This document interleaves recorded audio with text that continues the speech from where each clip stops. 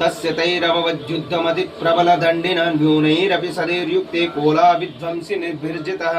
గొప్ప సైన్యం ఉన్నప్పటికీ అసురుడు ఆ శత్రువులతో యుద్ధము చేసి సురదుడు ఆ శత్రువులతో యుద్ధము చేసి కానీ సుఖముగా తక్కువ కాలంలోనే ఉండి కోలా విధ్వంసుడి చేతిలో సురదుడు ఓడిపోయినాడు.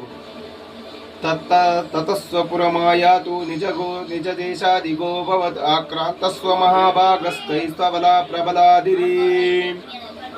ఆ ఓటమిని తర్వాత రాజు తన నగరానికి తిరిగి వచ్చి కానీ అక్కడ కూడా ఆ ప్రబలమైన శత్రువుల ఆయనను వదలకుండా చుట్టుముట్టారు. అమాత్యైర్బలిభిర్దుష్టైర్దుర్బలశ్చ కోశో బలంచాపవృతం తత్రాభిప్రతరేతదా. రాజు బలహీనపడ్డాడు. గమనించిన ఆయనకు దుష్టమంత్రులు అమూల్యతులు అధికారం కోసం రాజు యొక్క ధనఘారాన్ని కోసం సైన్య బలం అపహరించాడు.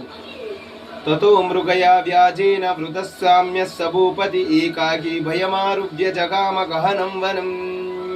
తన అధికారాన్ని సర్వాన్ని కోల్పోయాడు. ఆ రాజు వెంటనే మృగ వ్యాజేన ఒంటరిగా గుర్రం ఎక్కి దట్టమైన అడవిలోకి పోయాడు.